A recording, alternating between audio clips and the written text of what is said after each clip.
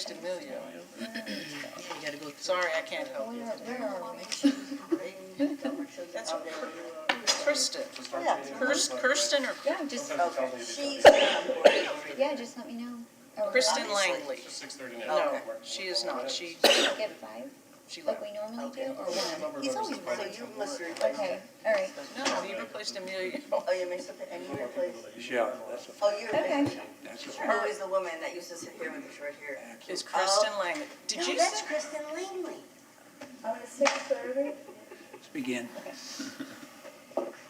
Okay, so meeting agenda for Tuesday, January 28, 2020, 6:30, Parks and Recreation Board.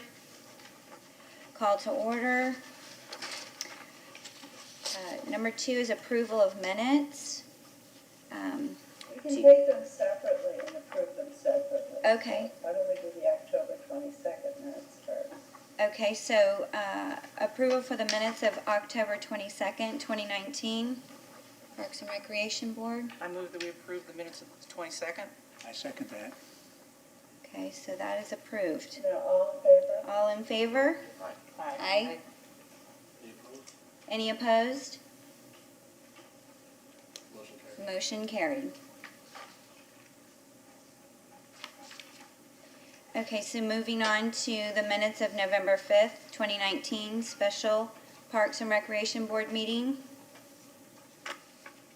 You want to make a comment? There is a comment that I'd like to make. So it's pertaining to 3.2. When the board approved the letter we approved a letter to be sent to the City Council for proposed funding for Spectrum and Carpenter Fields. My comment is this: I know it's been approved, but in hindsight, I would like the record to show that I would have voted no on that particular item based on the questions that I had asked during the meeting, and that was pertaining to the youth of our community and how is that going to benefit them.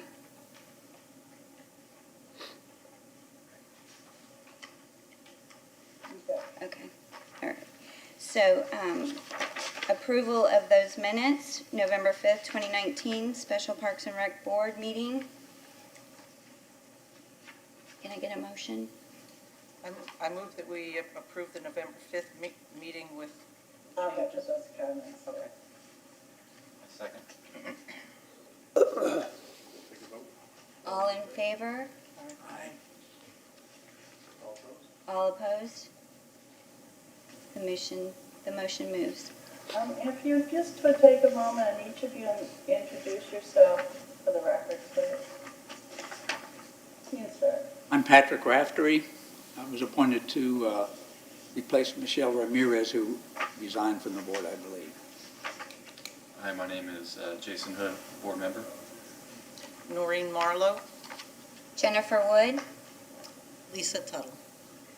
Michael Lavery, staff liaison to the board for the Department of Parks and Recreation. And I am Art Cater, interim Parks and Recreation Director. Thank you very much. Okay, now you go. Okay. So moving forward, item number 3, citizens to be heard regarding items not on the agenda. Do we have anyone? Please step forward. So, ma'am, before you start, we'll just ask you to state your name to the board, and I'll remind board members that members of the public have 3 minutes to speak, so we'll withhold any comment from what the speaker's speaking about, and then if there's any discussion that you would like to have about that afterwards, that can proceed from there. So with that, ma'am, please introduce yourself. Elizabeth Dreyer, 3175 Hyde Park Drive, Clearwater. I'd like to propose something I've proposed many times, but never in front of this group: an inventory of the pesticides we use on our parks and public lands, and an evaluation of those to determine what's not absolutely necessary and can be eliminated in light of the negative health effects that we know exist from so many pesticides, and concern for particularly the most vulnerable people in the city, the children.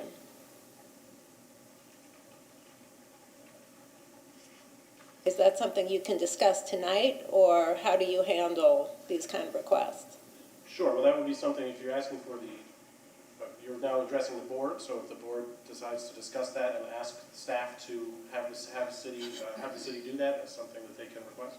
So if that's the conclusion of your comment, thank you. Unless you have something else you wanted to add to that. Well, if there are any questions, I'd be happy to answer those, but that is all I wanted to say. And I would like to know how it's going to be handled. Okay, sure, so yes, that's, thank you very much, and on the board, so you can go take your seat, and the board will discuss, can take that up if the board would like to discuss. Do we Okay, do it thank under you. new business, or do we do it, You can Or do is it under. Well, yeah, this is under citizens to be heard regarding items not on the have agenda. discussion? Yeah, which you can then discuss now, Pat, correct? You can discuss now or. Discuss it now if you'd like. I think it's a valid question, and it's something that we should be talking about. I have a question for Liz. Have you submitted this request to the Parks and Recreation Department previously? In writing? No, not to Parks and Rec. I've spoken to the director, Oh, I'm sorry, if you're gonna speak, you need to.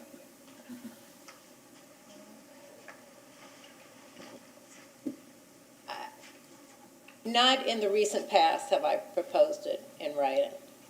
But I've certainly spoken before City Council, the Environmental Advisory Board, and to the Parks and Rec director directly about this, so. Covering all the bases. Is that something we get a letter together with the approval and take a vote to request it? I believe the board could make a motion to request an inventory of pesticides be prepared for the board or for the city council, or who does that go to? It would go to the board first and the board would send it to the city council. Do you want to make the motion, or am I making? You can make a motion because she's acting chair. Okay. Okay. So I move that we request an inventory of the pesticides, insecticides, or is there other terms you'd like added to that? That covers it, but And also it's- an evaluation of the health effects. Just because something is on the market doesn't make it safe.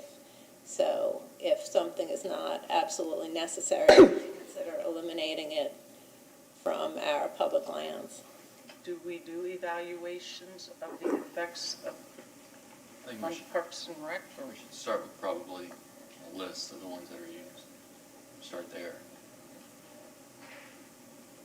I could certainly go bring that back to the department as a request to put together a list of an inventory as requested if the board so moves. So I heard a motion. might need Okay, a so second. all in favor? Aye.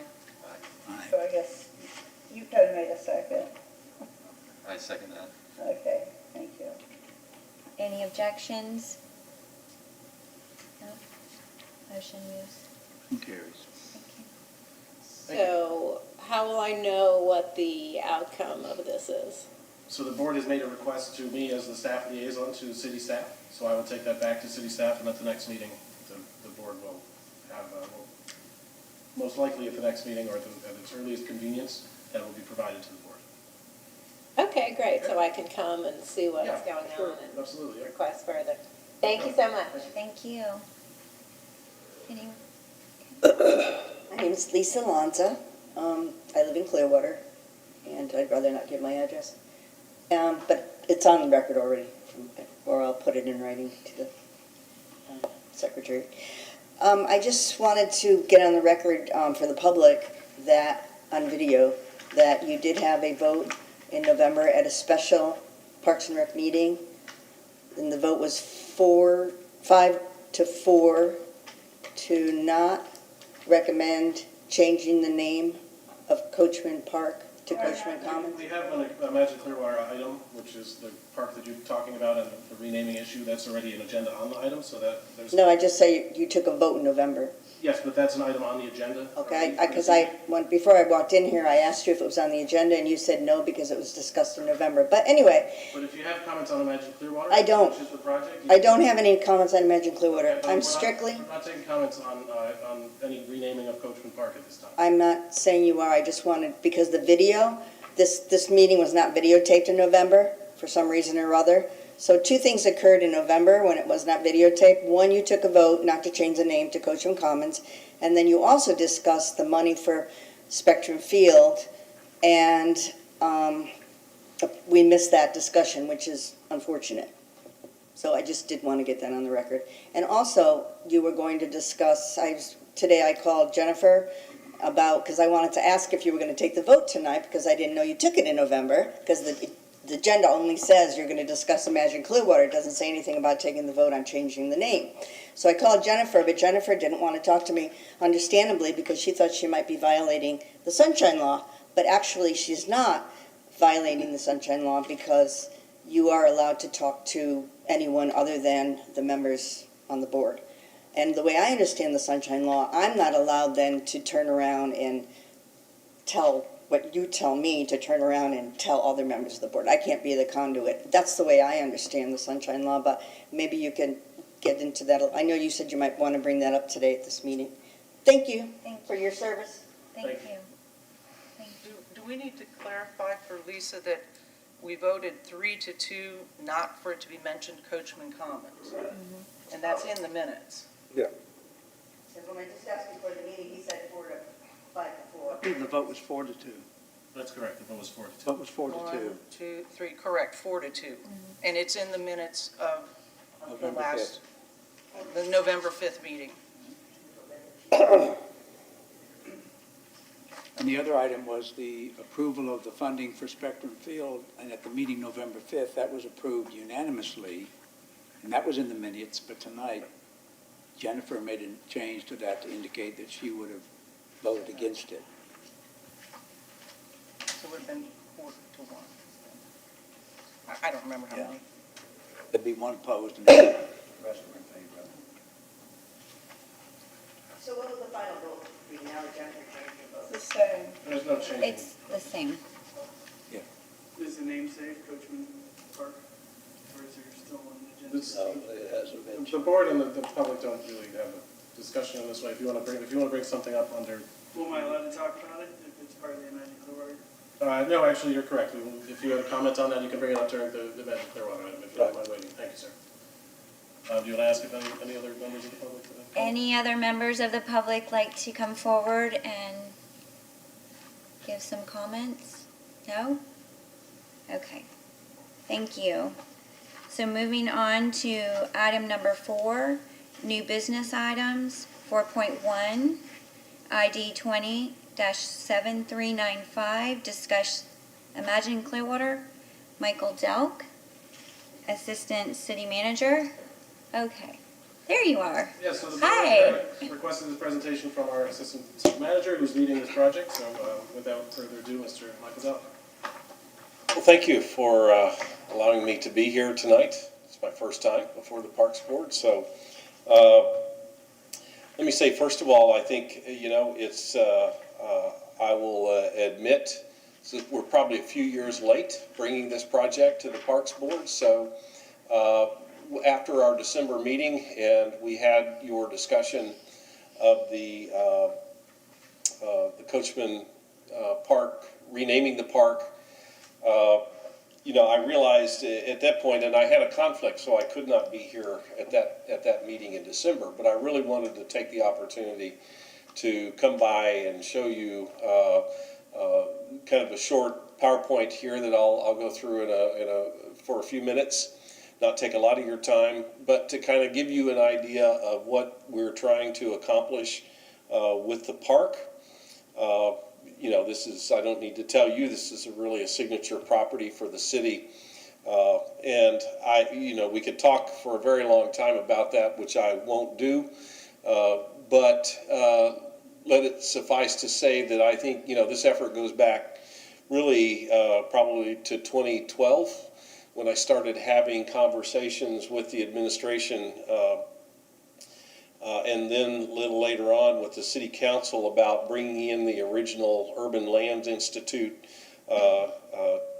group to the panel to take a look at what we can do to kind of invigorate downtown Clearwater, really get more out of our beautiful public waterfront and have the public waterfront and the park be a much stronger component of our community in terms of our economic development and downtown and all that we're doing down here, and create really the kind of great public place that it should be along the waterfront. I think, for a long time, I think, a lot of people would agree that we have economically a very underutilized waterfront. Having beautiful waterfront property and a bluff like we do, and then have it covered in large part by acres and acres of public, parking lots, is really a pretty sad use of beautiful waterfront parkland. So I think, how you balance all these things is a challenge in and of itself. So we really, with an eye towards the economic development of downtown and really how to create, kind of renewed waterfront and economic environment downtown, we undertook the ULI study. Those folks came in for a week, very intensive week. We followed that up with 2 or 3 major planning efforts that came out of the ULI work. One was the North Marina Master Plan. North Marina, basically the first phase of that is now complete, other than we have to build some restroom facilities up there, but other than that, that first phase is pretty much done. We had a study on how to make the city of Clearwater a more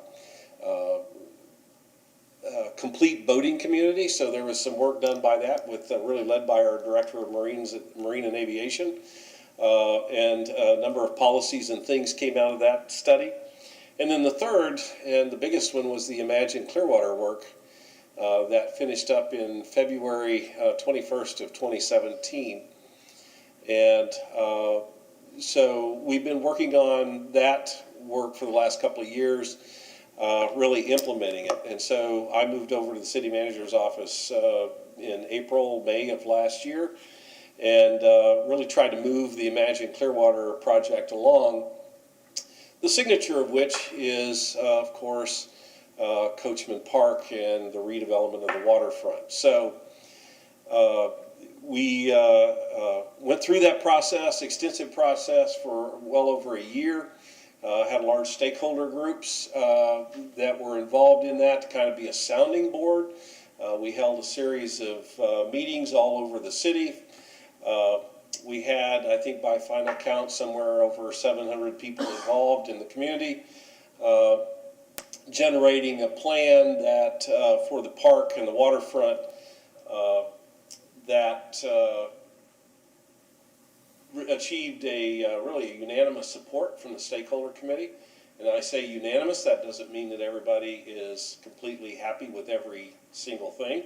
There are things that I would have done different. There are things that anybody would have done different. But if your expectation is that you find something that everybody agrees on, then that's simply never ever going to happen. So it's true with the park. It's true with the name. It's true with virtually anything. So, but we had a good sense of consensus with that, and City Council adopted it, and so or accepted it, and so we've been the last couple of years now. Working on the actual construction and implementation, which is where we are now.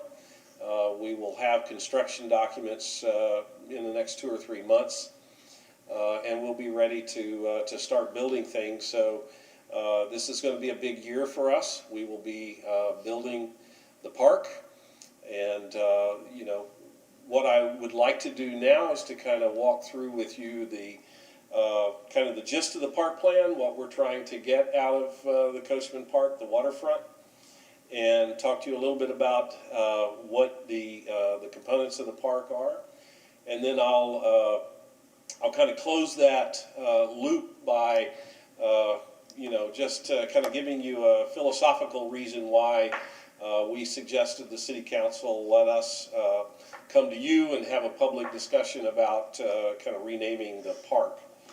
So let me just start by going through this.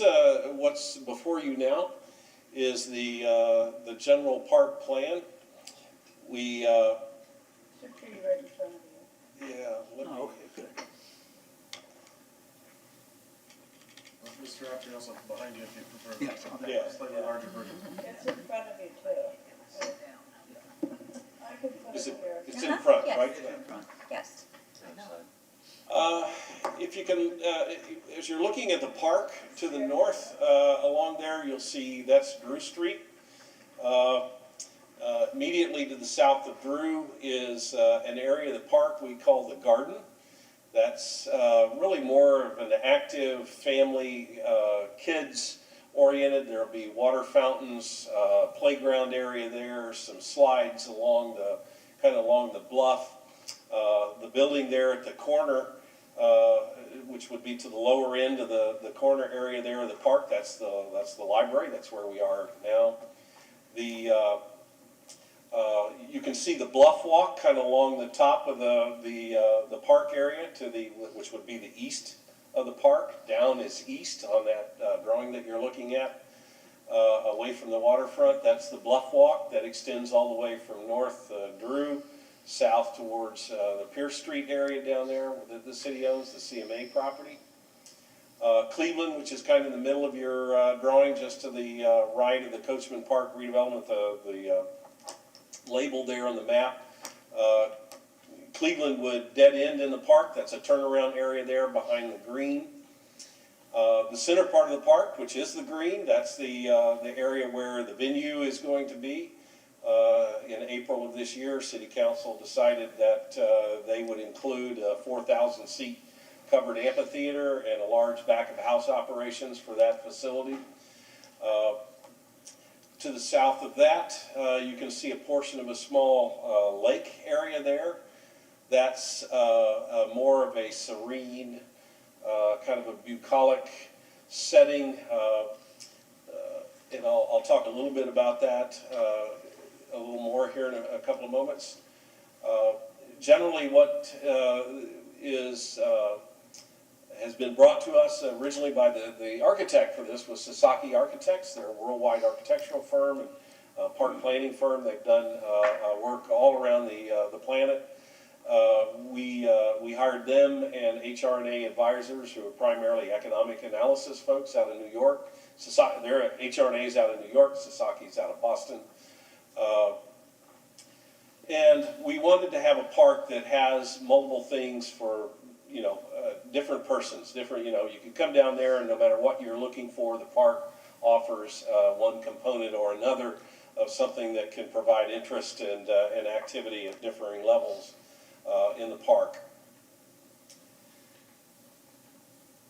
Our vision, established in the 2017 master plan, the downtown Clearwater waterfront will be an active, authentic, iconic, civic, and open space that celebrates Clearwater's history, natural beauty, culture, and diversity, and anchors an economically vibrant downtown. I think, at this point I want to say that one of our primary objectives is really to get the community reinvested in Coachman Park and our waterfront and downtown. I think consistent with a lot of cities across the country over the last several decades, we've seen a decline in some of our downtown commercial areas. Clearwater is certainly not alone in that. There are a lot of reasons for that. I think we have a unique set of circumstances here, but every city has a unique set of circumstances. So one of the things that I want to avoid doing and put caution against doing is assuming that that there's a fait accompli to lack of success that we have in downtown Clearwater. I'm very optimistic about downtown Clearwater, and I think if we make good decisions and we do things that will invite our community back into downtown Clearwater, we can be successful doing that. If we provide a good, and again, a kind of a great public place that they own. So that we want the park to really impact downtown Clearwater even as it's a valuable asset to us just in and of itself.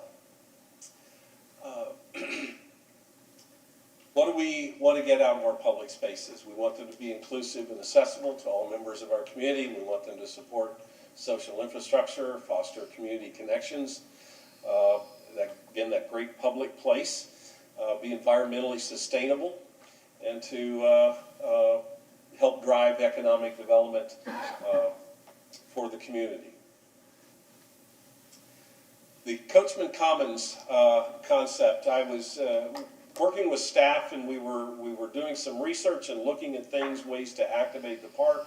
And we had talked for a while about the fact that Coachman Park is actually a fairly small component of all the city's 20-plus acres of waterfront, which is where the old band shell is today, and the small park area or lake area that's up there, kind of facing to the north and the east. That's the only Coachman Park part of the property. The rest of it is, there's a Bayfront Park, and there's some other names, and I don't know, Michael or Art, if you know the other names down there, but Water there's... Park 1 and 2 and a whole bunch of...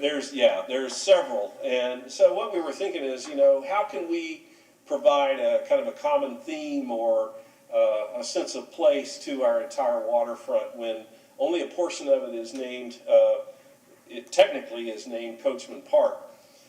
The city acquired Coachman Park outright, what was sometimes be described as a traditional arm's length transaction. We negotiated with the family, so we bought the park. It was not a donation to the city. It doesn't have restrictions. Our legal department has looked at that. We can name it anything that we want. So we're not constrained in any regard in that way. But on the other hand, we recognized that Coachman has a tremendous history here. So we don't want to kind of turn our back on the history of the community and what we've been known for decades and decades in terms of Coachman Park and our waterfront. But on the other hand, we wanted to try to pull everything together in a sense that can reflect the character of our community and the fact that we have, this public park property belongs to 116,000 residents of the city of Clearwater. And so what do we want to achieve with that is a vibrant multi-use public park and an arts destination available to residents and visitors year-round. We want Coachman Park to be a destination for our community. How would we do that? Try to make it active, a public space available 365 days a year with art, events, and activations for residents and visitors. Authentic, highlighting the city's unique assets at the downtown waterfront as a versatile destination. Versatility, as I talked about, the active areas, the waters, the fountains, the bucolic areas, the lakes, and the serenity there, and then carrying on the tradition of the city's music, hosting downtown the venue entertainment portion of it at the Great Lawn or the Green. Iconic, providing high-quality arts destination public space that uses light, sound, and technology to immerse and engage visitors. I'll show you a little more about that in a moment, but basically we want the park to be a work of art in and of its own right, and something that's creative by design. Open, connected sets of public spaces, each differing impacts in terms of civic engagement, all being environmentally sustainability incorporated into the park. And again, our ultimate objective is for the city's economic development and growth of downtown. The Commons struck us really because of that kind of historic sense of the use of the word, equating to resources that are available for all members of society, and creates kind of a shared language or a shared, all the community, all of our society in Clearwater, the 116,000 residents are invested in this waterfront. This is their waterfront. This is public space for them. It belongs to them. Transitions the Imagine Clearwater initiative into concrete concept as the city moves from planning to construction, and hopefully would capture both physical assets like Coachman Park, the library, the waterfront activity, but also the spirit of shared civic commons and public space that is available and accessible to everyone. One of our objectives in this really, and I emphasized this several times, is to reassert public ownership over Coachman Park. It's very underutilized. We have acres and acres of parking and very little activity. I think the first time any of our consultants teams have come to downtown Clearwater and looked at our park, they're really struck by the lack of really activity and energy that's in this great water space, or waterfront space. So, you know, we want to energize and engage the community around a new concept for the park. This is a you know, complete drawing here from north to south, kind of showing you what the entire park, we're probably tripling the size of the green space in the park. So you've got parking along the north, along Drew Street. In the middle, you have some parking along Cleveland Street, and then you have the large parking facility that extends, and if you look at the shadowing there, it's kind of hard to see, but you can see it extending underneath the Memorial Causeway Bridge at the south. Parking is probably one of the single biggest things that come up all the time with the park. I will say, you know, right up front that our intent in designing the park as open space is not to provide parking for large signature events that can bring thousands of people. We have to look corporately or as a city at infrastructure to provide us the parking for large events. We do not want our waterfront as it is today to continue to be dominated by parking lots. So we've returned the park to green and open space and public space, accessibility. We provided what we believe is a sufficient parking to park the park on a routine daily basis. And we will continue to look as we move forward to providing additional parking infrastructure in downtown Clearwater to take care of those needs that we have for large events in downtown Clearwater. And that parking may be located within a block or two perimeter of this area. We want people to walk through downtown. We want them to experience downtown. So, you know, our objective is not to go into the park and build, you know, 1,000 space parking garage and take up the public waterfront space, excuse me, for that infrastructure. In talking about the various, excuse me, areas of the park, let me focus here. This is the lake area. As you may know, we have I think over a 60-year relationship with Nagano, Japan. So what we thought would be a kind of an artistic component of the park would be to build on that relationship, our sister city in Nagano, and incorporate some Japanese architecture and theme into this area, maybe even going so far as to ask Nagano to help us design things that we can put in there to create that space. We've got, you know, the pagoda is an example of that. Some of the water fountains, and here's some examples of incorporation of kind of a fire component into the park. You know, a bridge that's designed based on an Oriental theme, a Japanese style theme. Small areas of this, you can kind of see there, if you can see the pointer. That's a small event area, so that would be an area where you could have weddings and that sort of thing set up there on that lawn area overlooking the lake. And this is an area from a landscape standpoint can be really you can do almost a Japanese garden themed landscape with native Florida plants. We've got some examples of that have been done elsewhere in the state. Here's some lighting.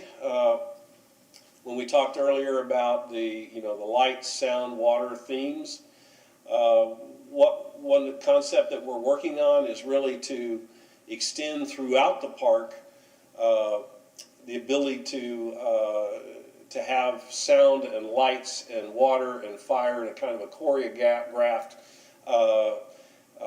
experience from the north end to the south end. So I've used this example, which after somebody asked me, I've been very careful to point out we are not creating Las Vegas on the waterfront. But if you've ever been to Las Vegas, you've probably seen people standing in front of the Bellagio checking their watch, waiting for the fountains and the lights to start up, and maybe Andre Bocelli on the music, and people just love that choreographed experience of being there. I think there are things that we could do in the park with the water and the lights and the sound that can be a choreographed experience of our own park. And how that might manifest itself is during the holidays. For example, we may light the park up red, green, and blue and have holiday or Christmas music playing throughout the park, or having carolers staged throughout the park. You could do that theme, all year long at different events for different things. It also lends itself well to having management by a kind of a park conservancy, if you will. The city council has asked us to take a look at a conservancy. So, that kind of programming and theme is something that could be really have a strong management role by our community, and if we move forward with that, which I think would be a great idea. So that kind of gives you a flavor of what that might look like, maybe around the lake, and these are some other examples of how we want to incorporate art as part of the components of the park. Some more examples here of what that might look like. Kind of a bamboo forest, a bamboo walk of lights. Just an incredible amount of opportunity here, limited only by our imagination. Here's multi-piece park art pieces that are incorporated into the landscape of the park. What you see on the left side of the screen here is the grand kind of plaza or entranceway. This area right here at that intersection, that's the Cleveland and Osceola intersection. So right there where the old Harbor View used to stand is a large public plaza area that you'll walk down Cleveland Street, you'll get to the corner, you'll have this large public plaza space overlooking the park and the waterfront. That area there can be activated by, it could be a market on Saturdays, it could be, people playing music out there on the weekends. Part of our concept is to the north of that intersection there, and this is, 100 feet or more here. This is a good distance. But one of our park plans, part of the Imagine Clearwater, is to activate this area to the north with mixed-use residential over retail, possibly, so that this might be some restaurant space that would overlook the plaza and the boardwalk area, which is just to the west of it, so that we would have an active edge to the park. It's something that's very important to successful public spaces, and if you've been to cities all around, I'm sure you don't have to walk very far till you find great public space and parks that have active edges to it. Eyes on the park, it creates an activity, it creates a sense of safety and an activity that's it's very attractive in its own right. So that's an opportunity here for that, along with water and other artful design features. This, I'll point out here, there's a little bridge area that extends from the bluff walk here. It's on the north side of Cleveland. From the Grand Plaza, the entryway plaza area, it's a small pedestrian bridge that connects the north boardwalk or bluff walk to the south bluff walk that crosses over Cleveland and then extends all the way down to Pierce Street, so that you can walk or jog or bike, if you will, along the entire top of the bluff walk of the park, overlooking the park from north to south. Again, some more examples of water features and things that these are kind of what we envision for the area of the kind of the playground, the water fountain, the active interactive water area feature, which is right here. Some slides along the bluff for kids. So this is a very active children and family area here. Some more examples of lighting and design and how we might incorporate those into the park.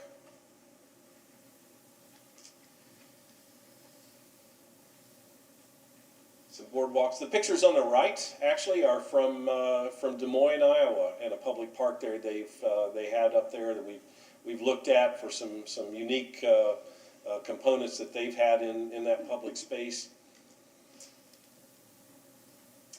So that kind of concludes my presentation here. I think the reason that we were looking at a way to kind of encompass and really embrace the entire waterfront of the city, not just the small portion at the north end, which has historically been the Coachman Park, but to embrace all of that in a common theme, and one that we can start to really market and brand as Clearwater's regional destination for our community in terms of music, art, entertainment, the whole waterfront experience. Something that we can be that fourth day for the tourists, the visitors that come to our beach that say, gee, let's just take the ferry and ferry over to downtown Clearwater and experience Coachman Park. If you can imagine that, maybe on weekends you have kind of like the Bellagio, maybe every hour or hour and half hour for 10 or 15 minutes, the whole park comes alive with music and lights and water fountains. And people can experience that from the Memorial Causeway Bridge looking at the entire waterfront, or they can choose to walk through the pathways of the park and down in the park, maybe avail themselves of food trucks or things that we might have, activities in the park that are occurring there for the public from either way. So it's a different experience no matter where you are, from looking at it from afar or if you're in the park.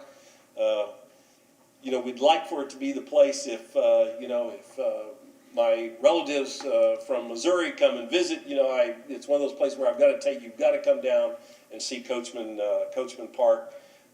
It's a beautiful waterfront experience, and while we're down there, let's go have dinner. We want it to be that kind of place that the community looks to as its ownership and its own waterfront. And so that's kind of how we got to the Coachman Commons thing, is to try to have our whole community have a sense that they have the ownership of this public space. So will there ever be a unanimity behind any one thing we do ever? The answer to that is no, but I think, we were looking for something as a way to activate. Your opinion obviously was very important about that.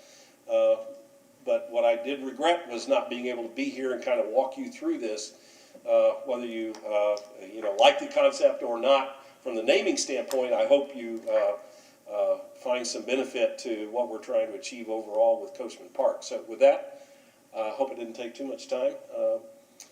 I'll be happy to answer any questions you may have. And I have a question. Mm-hmm.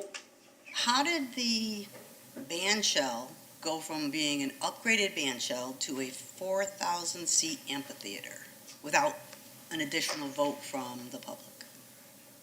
Well, I think it was in 2016 or 15, the public referendum. We had a successful referendum that allowed us to rebuild the band shell, if you recall that. Yeah.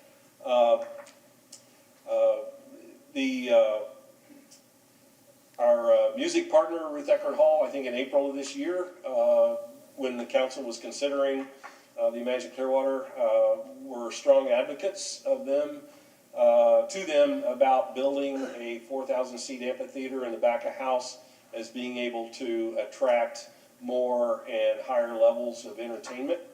And City Council liked that idea and decided that would be the path that we would be on. So, what's the approximate square footage of all of that? Because it looks giant, like it's taking over. All the other areas within the park are smaller than that. What are we supposed to do at the park when that thing is not being utilized? I mean, the amphitheater, it's not usable unless there's a band playing, obviously. It's a good question. I do not know the exact square footage of all the back of house. It's rather substantial. I don't know, Michael or Art, if you've heard the square footage. But I mean, like including the 4,000 square seat. Yeah. And then I know they have the big trucks for the bands and, a nice area for them to be in. I understand if you're doing that, you do need that much space, but I just don't see, it just suddenly became this monstrosity Well, when it wasn't supposed to be that. the covered seating canopy is, probably about 315 feet. The length of the overall thing is about 300 feet long. It's a big, it's a large structure. Yeah. So I guess what would happen there is that if the band shell or the amphitheaters, when it's inactive, There's no other use. it's 4,000 covered seats, although the seats cannot by charter be permanent. So without having another charter referendum, the seats can't be permanent. So we have to take the seats out when they're not being used. So you would still have the green area out the front of it, which you see there is available for people to, that has not been without a fair amount of discussion about the merits of that, frankly. But City Council has made their decision, and so we're going to bring it to them. It's about a $14 million cost to build the back of house and the covered seating. So we had that conversation with them Monday morning about what that looks like to us from a programming and a annual budgetary expense standpoint. It's not something we believe that we can run in-house.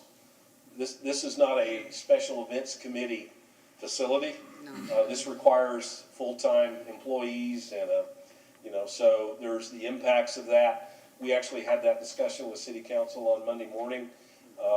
They continue to be comfortable with it, so. How often are they looking at using it at the venue? They had 3 scenarios. One really kind of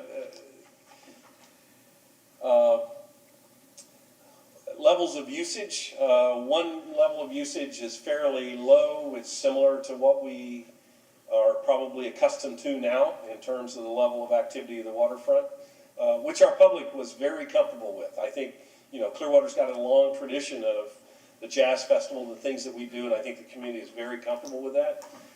Then there was another scenario that we did, which was kind of called a conservative scenario, and it's around 70 or 80 shows a year. And then there was a really kind of a, very aggressive scenario, which bumped up over 100 events a year. Why would you build, $14 million amphitheater, back of house, covered seating and all that? You would presumably build that for a pretty high level of activity.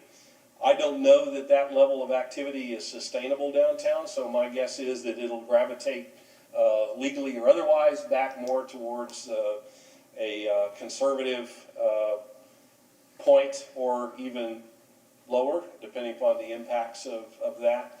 So I would expect a much higher level of usage, you would think. I mean, it's the back of house there's VIP rooms, there's dressing rooms, there's laundry for the road crews, showers and facilities. It's it's kind of other than being an enclosed building, it's quite a venue. So. Right. And then every time the band's over, they're going to remove all the seats, and it's just going to be an empty. The seats by charter cannot be permanent. Now, logistically, how you do that 60 or 70 times a year, I don't know. I'm not sure, and it may be that every event does not require to put out 4,000 seats either. I don't, so there may be, but theoretically, they cannot be permanent. So they have to be removable. Your point is, no one can go on that property if there's not a venue. No, it'll be open. Yeah, it'll be a wide open. Oh, certainly, yes. Actually, There'll be no restriction to the property unless there is an event, and the event area is secured for ticketed events. So conceptually, the ticketed events would occur really kind of around that big green there, that lawn area in front of the venue. I think, we have concerns that we would not be able to restrict access to the remainder of the park if there's an event. Now, whether the event operator is happy selling tickets to a ticketed event when people can freely congregate around the perimeters of the park, I don't know from a logistical standpoint how the folks who lease that will feel about it. But my understanding is from some of those that I've talked to that their concern is with the 4,000 covered seats, and if they get that area secured, then they really don't care what goes on outside the 4,000 seats. So our assumption from an administrative standpoint is that if the amphitheater venue itself is gated around the main green area there and the walkways, where those are ticketed events only, that the public will still have access to the other peripheral areas of the park. But like the farmer's market, for instance, couldn't set up under the awning, and so people could have the shade. Nothing can be used there. No, they could probably set up there if the seats are removed and there's no event. The space. I'm just wondering if there's other uses of it than just being. Yeah, it would not be. Those uses wouldn't be precluded if there's not an event occurring. What's to keep, we already have a homeless problem here. Pardon? We already have a homeless problem here in Clearwater. What's to keep them from using this park for more of their facilities? Is there security? Is there a plan in place? Well, I think, homeless, as every city has an issue with that. I think an active park, parks that are more active and you tend to, that issue tends to be a little less apparent. Right now, when you go down there, and about the only folks that we find in our waterfront park areas are the homeless people, it's a little disconcerting. But anyone would have a right to the park and would be able to use the park. We will not tolerate certain behaviors, as we don't now.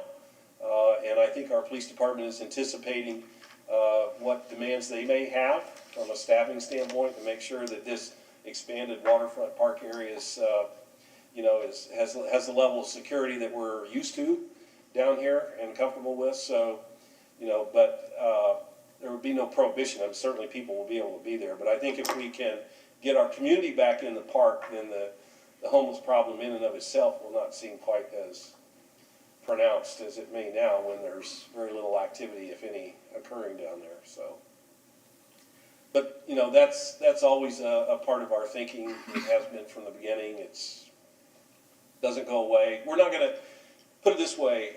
As a friend of mine, Parks Commissioner in New York City, Miss Silver said, our parks are for everybody.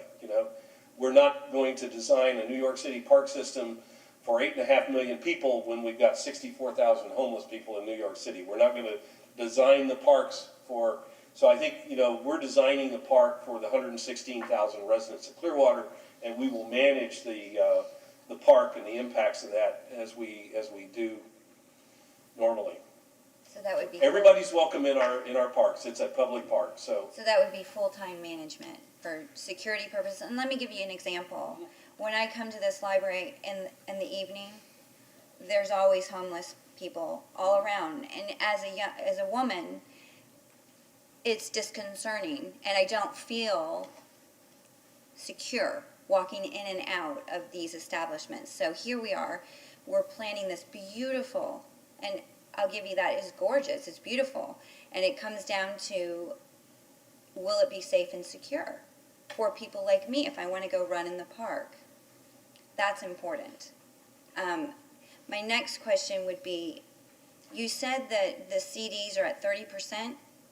Is that accurate, or what are we looking at? What's that? 30? The construction documents? Yes. They're at 30%? We just had the 30% kind of review. We're working on 65 now, which should be we should be getting that in February. Okay, so everything that we've seen today is theoretical. It's not part of the 65%. It's just the 30%. And if so, what number are we holding right now with what we're being showed? It just looks very expensive. And I really want to get to a dollar amount on where we're at, because it's an extensive, it's a lot of things that you're showing in the design, and it's expensive. So for example, the security, the transportation, the trash removal. I mean, there's so many important facets to the design to keep things, Of course, yeah. you know, from impact to our waterways, to, you know, to municipalities. There's so much involved, and I just see a lot of dollars. Well, it's an expensive park. I mean, we've all read that. I think the original HRNA consultants, I think if you go back to 2017, the estimate when they were done was anywhere from $35 to $50 million, or 55, somewhere in there. That was the number that came up at the time. We've made some changes. We've added this, we've added that. We've done, probably the biggest thing was the amphitheater decision in April. That's around $14-15 million right there. Subtract the amphitheater, and the initial estimate from our consultants for the park was around, I think, in the mid to upper 40s. So what that tells us is that our original estimates from HRNA, the economic advisors, back in 2017 was really pretty good, because the basic infrastructure of the park came in about mid-range from there. So the amphitheater is our decision to move forward with that. We've got a funding pathway for all of the park, but we just brought on our Skanska as our construction manager in December this year. So they're actually meeting on February 12th, and they'll get together with staff, and we're going to have our first iteration of what is to be a kind of a starting to refine the numbers on the cost. So we're going to be doing that over the next, we'll be looking for cost savings, some value engineering, and that sort of thing. So hopefully we can get those numbers, start bringing them into, we kind of take a very conservative look early on, but as we get further into the details, then we'll be able to, and as we get towards 100% plans, those construction documents, we'll start getting a much better handle on what those costs are. But right now, it always doesn't read like it. It reads, that, wow, but right now we're kind of where, given what we've added to the park, which is the amphitheater and the overall balance, we're kind of where our consultants generally thought we would be. And so, that's why we had so much of a discussion in December with council over the 30-year bond, the various streams of revenues that we're going to use to fund the park. So we've got a pathway for that. Now we're in the value engineering part with our construction manager. So we're somewhat. So that means you're at the 55 million? Is Pardon? that you said between 35 and 55 million. Are you closer to the 55 million? Yeah, I think the last is somewhere in, we counted in some other work in there. We're going to be Memorial Causeway Bridge lighting. We're working on that. So there's a lot of things that are in that pot of money, not just what you're looking at on the screen. So I think all that's in the mid to upper 60s. So we're doing some, there's various components to it. The bridge lighting, that's something I didn't mention, but that's we're working on that right now. If I'm not mistaken, I believe when the city council approved the $30 million bond issue to do the financing of this, I think we're validating, we're in that process. They were thinking about $65 million at that point, I thought. Well, there's penny money available, there's, Total is over 60.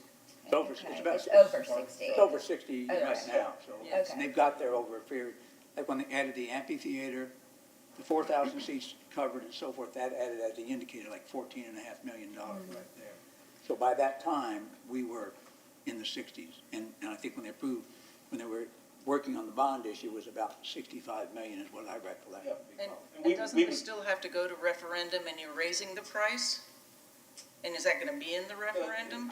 The referendum, we really don't need any more referendum for the park itself, as I recall, but we will need referendum for the bluff properties when we go to develop the bluff properties. And will the city still retain ownership of all the properties, or are you envisioning possibly It selling? would vary. We wouldn't necessarily have to.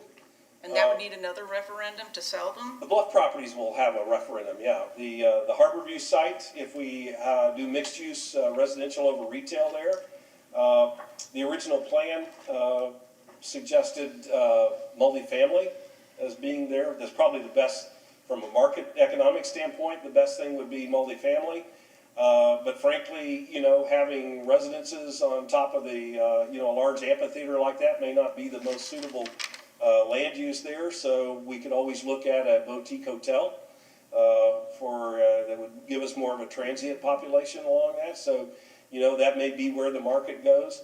If it's residential or hotel, that property could be sold. The city wouldn't have to retain ownership of that. We've talked about the city hall site, as being maybe a potential another civic component to the park. So we've got the library on the north end. We've got the city hall on the south end. If that could be a museum or something, we could retain ownership of the city hall site.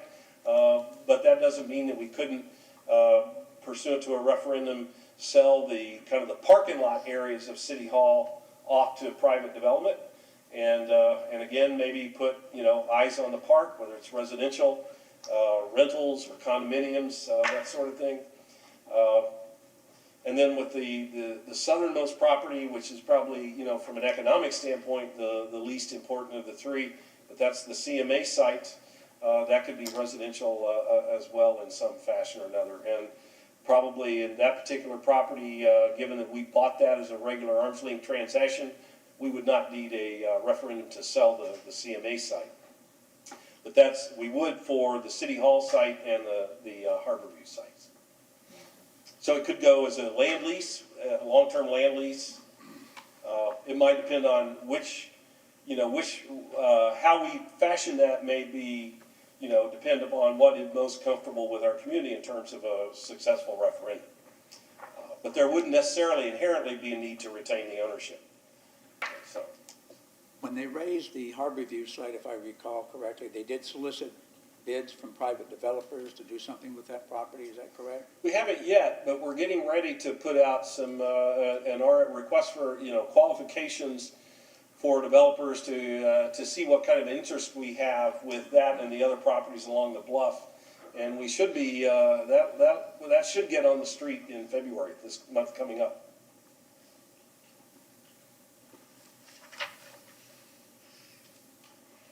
We've covered a lot of ground tonight. So going back to the name, was that at any point, was there any public notice about changing the name from Coachman Park to Coachman Commons, or, Just here with you, really, that's. Okay. Is that So- set in stone? No, nothing is set in stone. So what are your thoughts? It was, it was a notice here. I mean, council, you make a recommendation to council. We had a couple of, at the 30% drawings, we had the Coachman Common concept out there for the public to weigh in on. I don't remember the exact numbers. I didn't bring them with me, but it's like 30%, 20 or 25% or something like that, like the concept of it. Another larger group in the middle really didn't care, ambivalent, and then the other percentage thought it was terrible. So, there was a plurality of people who either liked it or didn't care. There was a segment, about a third, give or take, without knowing the percentages, who just didn't like it at all. It's for whatever reason. So, we've talked about that. I don't know there's any, not sure, a meaningful way to get, we've had somebody want to name it the Magical Mystery, Coachman Magical Mystery Park. And that was a serious recommendation. Brought us Beatles framed poster thing promoting the Magical Mystery Park. Left it in City Hall. I'm not sure what we'll do with it, but it's very well done. I think leave that to you to come in, make your recommendations to council. I think what I'll say about this is that I would like to see us have something that we can pull the entire property together, that we can brand it and market it and create a sense of place with it. Do I think Coachman Commons would afford us an opportunity to do that? Yes, I think it's kind of a catchy, it's one of those things where people won't like it, but it might grow on after. But is that sacred? Absolutely not. Do I think we could work with it and make a lot of promotional benefit to us? Yes, but I think the only other thing I'll say about that is that we are not restricted. The city bought the Coachman property outright from the family. Sure. It's not a dedicated, restricted constraint to us. So But it is a park. it is a park. So we're losing the word park. Coachman Commons, well, yeah. I mean, I think it's, I first heard about it when you took over Imagine Clearwater last year. There was a newspaper article about your first presentation to City Council, and in that presentation, you indicated that there was going to be a proposal made to rename Coachman Park Coachman Commons. Mhm. And I made a note of it because I thought it was something we'd be looking at down the road as to whether we would or would not do that as citizens. So therefore, when it did come to the Parks and Recreation Board to review that, it wasn't a surprise to me. I'd heard it before. I knew where you were coming from, and in fact, I supported it when it came before the board. But on the 5th of November, we turned it down as the council, I think you proposed it to us to recommend that it be accepted, and we turned it down. So my question now is, when that went back to City Council, where does it stand now with respect to? Well, I went back to City Council, and I said, I was not able to attend the meeting last fall. Right. And I really felt like, we needed to come and show you what we're not the name, but the park plan, how we're trying to activate the park as a work of art in its own right, and we had not done that. And when I came on board over here and kind of got the project assigned to me in April, it was pretty busy that first few months, but we got into the fall and started, I really wanted to bring this, so I just simply asked council to let me come back here when I could come and at least show you. I'm not here to try to convince you to support the name or not support the name. My main priority or purpose for being here is to show you the Parks Board how we're intended to activate your park and what we're trying to do with it. Now, if you happen to like, I think we can make a lot of advancement with it. But if you don't, and council doesn't want to name it, they won't change the name. Or they can call the whole thing Coachman Park. You and they can do whatever you feel is best. So I understand from that council meeting, however, the mayor indicated he was not in favor of a contest to name that area. I don't know that we can benefit ourselves very well from trying to because we get asked 1,000 people, we get 1,000 different names. So I think at some point we just kind of have to. So now is the decision up to the council as to whether they will or will not rename? Decision ultimately is always going to reside with the elected officials in terms of I have a question about the amphitheater. Is it true that you're going to be offering the naming of the amphitheater yearly? So, like Tampa did, as Gary. So no one would refer to it as Coachman Commons. It would be the, whoever wins or pays for it. And then the next year it might change, and it's going to nobody's going to know what the name of it is, like the one in Tampa. Council has indicated their willingness to as a source of revenue to sustain the park or the facilities to So it's kind be of a open moot to the point, naming though. rights. So. But it's a moot point to have, any problem with the name Coachman Commons when it's going to be a paid name and we have no choice in it. But it 'Cause will be it's- either at Coachman Commons or at Coachman Park, whatever it is. And the Coachman Yeah. Park, I think we were discussing before, why can't the whole big thing be named Coachman Park? And Right. you have your designated areas within Coachman Park, like Disney World, and you have this land and that land and whatever land. It can be done 1,000 different ways, yeah. But why change something that's not broken? It will include those districts. That was kind of how we looked at it. So do we need to send another letter and requesting? No, the way the ordinance is written is that a recommendation, the city council can send a recommendation to this board, and this board makes, makes a recommendation on the name suggestion, and then the council can do what the council decides to do.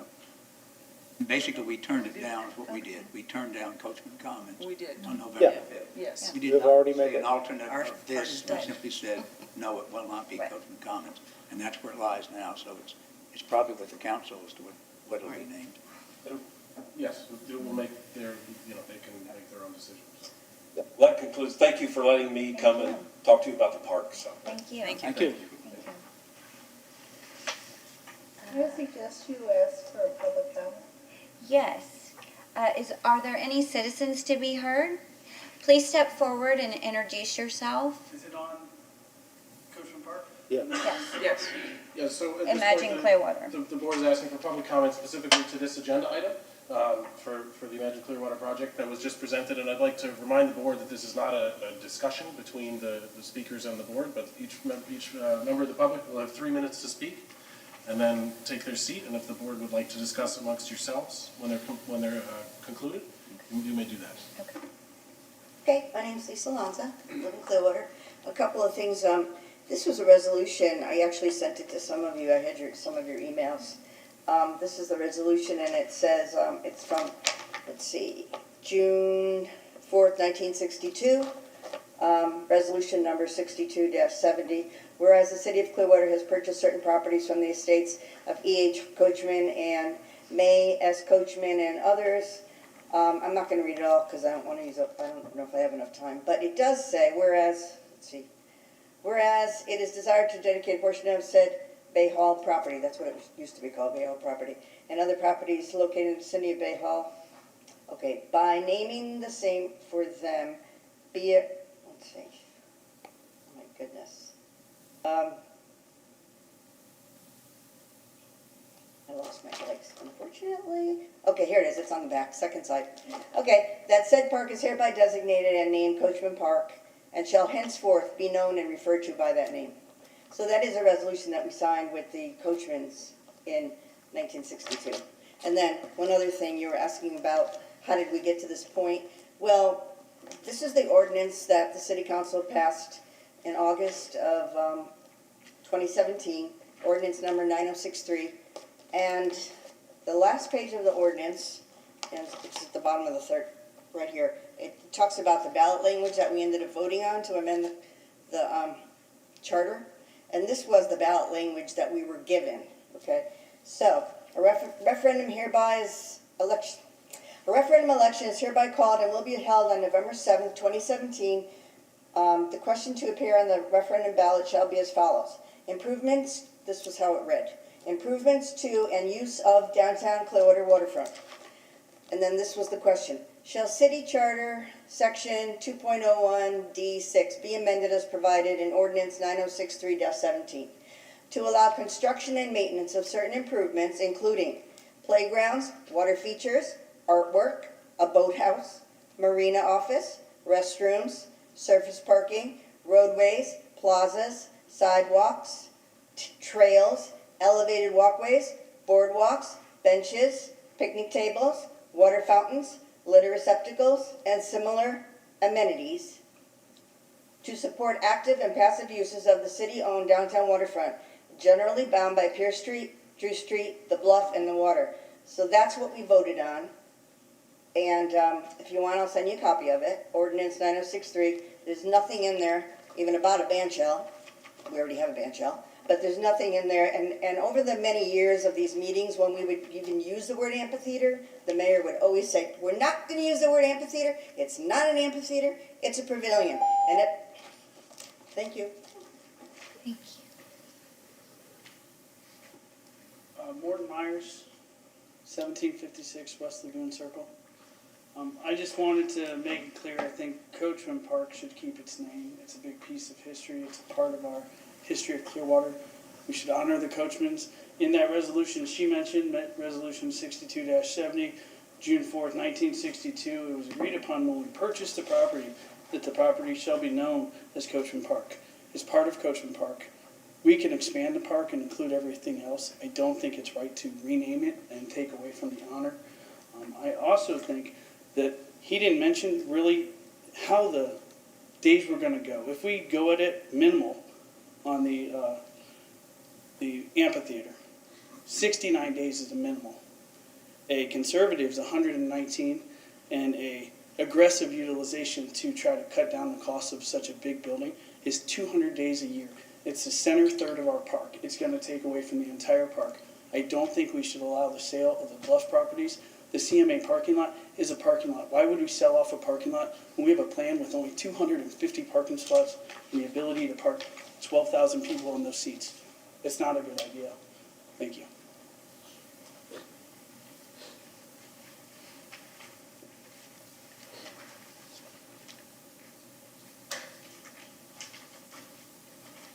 My name's Hugh Coachman.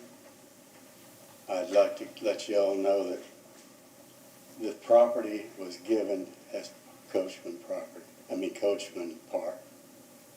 The whole property, as far as I'm concerned, is still Coachman Park.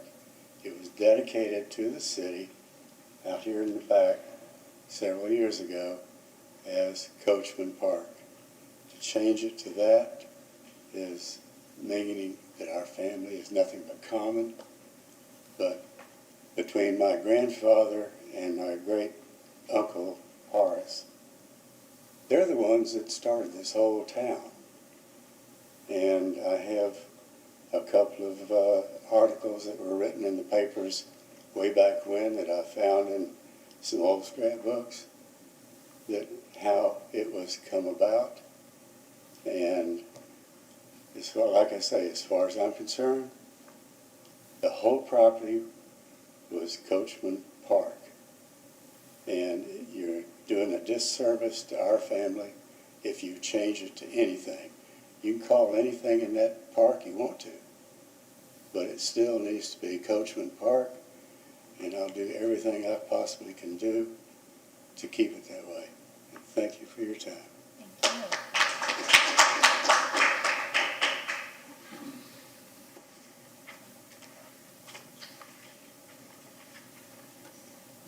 Marita Lynch, 1618 Tuscola Road. I'm just going to say. Lynch. Just a couple of comments. You were talking about money earlier, and I just wanted to refer back to the minutes of the meeting that was held Monday morning and to reference what Mr. Morton said. Webb provided 3 scenarios where there's aggressive utilization, conservative utilization, and minimal utilization of the park, particularly of the amphitheater. Again, as he said, aggressive utilization would be if they had a concert there 200 days out of the year. And conservative would be 119 days out of the year, and minimal would be 69 days out of the year. In every scenario, the annual budget for the amphitheater would be minus $2 million every single year. At an aggressive utilization, it would be $2.091 million. At conservative, it would be $2.315 million. And at a minimal utilization, it would be $2.393 million. They would run in the red every single year. So I just wanted to give you that information. That was what was provided to the council Monday morning, and they were fine with it. The other thing I wanted to talk about, what Lisa said, the wording of the referendum that the voters approved. I think everybody's excited about Imagine Clearwater because we do want to utilize our beautiful waterfront, but this is not what the voters approved. This is Ruth Eckerd Hall West, and it is not what the voters approved. Thank you. Thank you.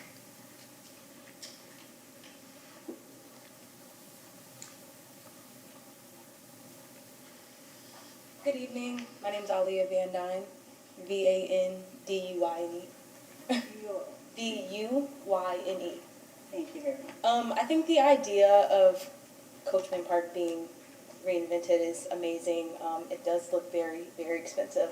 But my main concern with the whole idea is parking.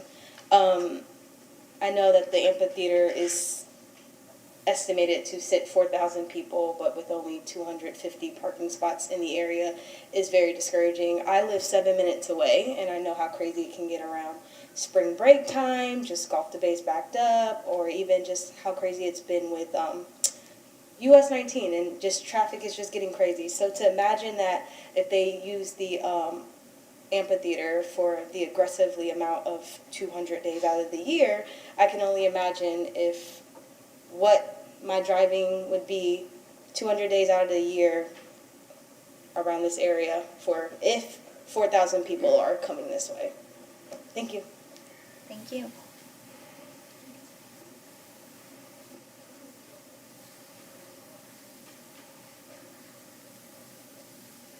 Elizabeth Dreyer. I appreciate the time and effort and creativity that went into putting this vision together. That being said, I oppose the amphitheater, the sound, light, fountain elements, the library renovations. It's too much. It overwhelms what I would like to see as a bucolic park. I oppose selling the land that the city owns around this park. We have an issue with ownership by one entity downtown right now, and to sell city land is just going to create the possibility that that becomes more of an issue. I think the city needs to hold on to the land. I realize that it might be difficult to attract private development if the only option is to lease that land. That's something we'll have to address, but I am opposed to the sale of the land that the city owns.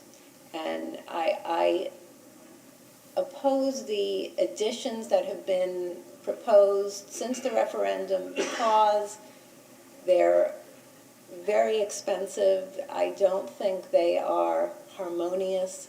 The pagodas and the bridges and the music and the fountains and the flashing lights. I think it would create a theme park atmosphere that is not what I want in a downtown park. So I appreciate the work that went into this. I don't like what's resulted from it. Thank you. Thank you.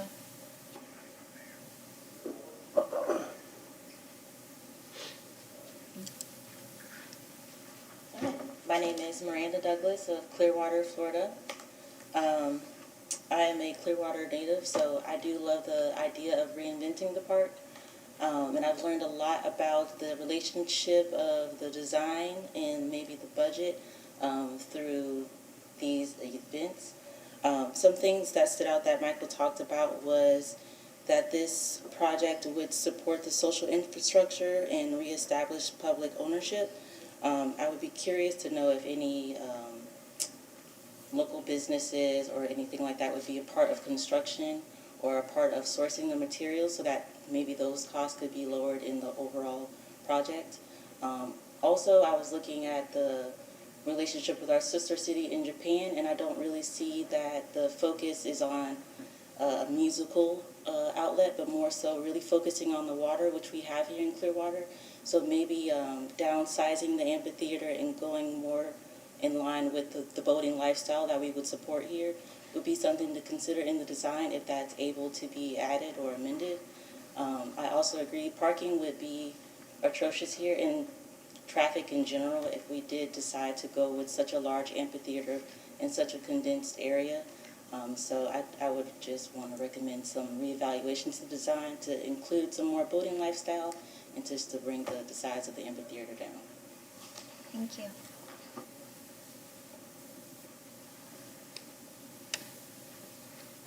Are there any more citizens that would like to come forward and have a discussion on Imagine Clearwater?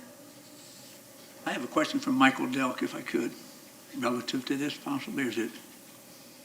As the presenter, I believe you can come. Yeah. They can call you back up, yes.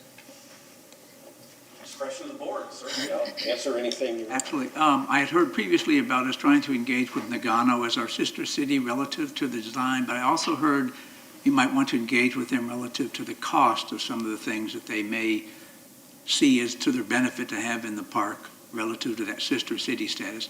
Have we officially approached them about either the design or what would be in the park, or the financing, what might be in the park I yet? think we've officially done that yet. We had a trip in the fall that had to be canceled because of the storm. Right. So we had made some plans to have the mayor and our council engage the leadership of Nagano, but because of the storm last fall, we canceled. Nothing yet, okay. Question. Was there any discussion, and I know y'all have had lots of discussion on this in the past year plus or whatever. Every day. Yeah. With all the lighting, the noise, the water flashing, this and that, how might that affect the traffic and distraction on Memorial Causeway? Has that come up? If you see this whole the lighting wouldn't be designed like that. It would be, I'm trying to think of how, it would be in the trees and the landscape as part of the park. It wouldn't be glare pointed at the No, Causeway but you don't think that you Bridge. could see it happening as it was happening? Sure, hopefully, That's yeah, what that would I'm be just our, asking, was traffic consideration given consideration? I mean, Memorial Causeway has its share of incidents. well, I don't think we think there would be any impact on the traffic. I mean, it would be, Distraction is what I'm talking about. People well, looking- if the park is lit up, beautiful color lights, it would be an attractive thing to look at, that's true. If I may, I would also say that that is State Road 60, so if there are any relevant regulations for lights that would distract drivers, it would be within the FTOT regulations. So. Okay. I mean, DOT just lit, the Sunshine Skyway, so, it definitely would be an attraction, I think. But you're on it driving over it, you're not driving by it, looking, oh, look at that, taking your eyes off the road. You Just a actually, thought. you actually can't see Coachman Park as you're going over it, going west, because of the way the road is, it's curved. I've tried to look out at the concerts, and it's very difficult. I'm thinking more coming east. Yeah, coming east, you will see the lights and those kind of things, but once you hit the bridge itself, you can't see it. It has not been raised as a concern, I guess, that's the. I have a question that just came up within your question. You said that transportation to and fro from the beach has not come up in the conversations that you've been having? About the lights? No, transportation. No, transportation. So let's say, scenario-wise, you were talking about a possible boutique hotel or a multifamily, but boutique hotel, let's go back to that. Well, apparently you would be thinking on the lines of, well, we're going to have to, we have the 4,000 non-fixed seated amphitheater, so wouldn't that be perfect for all those people to stay there? Well, that's not enough. So they have to go down to the beach, correct? So we're talking about, we've already got traffic jams on the causeway to and fro every day. So during these 4,000 seat venue events, has that been thought about? The transportation to and fro from the hotels? Well, I mean, we've been having music events in our park for probably 50 years, going back to the 60s. So I think, we, every year when we have the Jazz Festival and all the other big events, I mean, we have, traffic operations manage the, the getting to the venue and exiting the venue. So Okay, but that's was it, the question would be then, was it 4,000 seats non-fixed, which is typically fixed until you remove them, so fixed, and the lawn area and all the other area around, so you're bringing all these people together, and there was no discussion about how you're going to get them in and out safely, and not only safely, but there's already clogs from the causeway from the beach to downtown, and there's only 2 ferries. So the conversation would be, has it been thought about? Well, I mean, of course we think about traffic. We deal with traffic every year. We deal with traffic every time there's a jazz festival or I a live Wild on North Splash Beach. or a Sea Blues. I know, it's bad. It's really, really bad. So yes, I mean, we think about traffic routinely. Okay, so But we're not gonna solve the traffic problem with the park. So I think, you know, we have the venue, we already sustain events of this size yearly, maybe several times a year, and we've been doing it for several decades, so. Fixed seating, fixed seating. So in other words, you're gonna sell exactly 4,000 seats, and then you're gonna have the lawn area, and then you're gonna have outside of the gated lawn area, even more people. Is that true, that we actually have had an event like that, that has all those people coming together at once? What is Jazz Festival? Theoretically.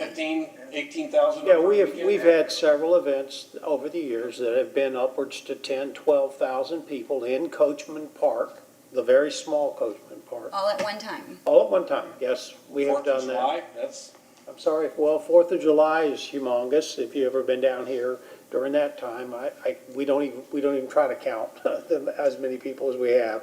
But we've entertained upwards to, I think we had an event that pushed it and went about 14,000, and after that we set the fire department sets a standard. I think it's at about 11,000 for Coachman Park now.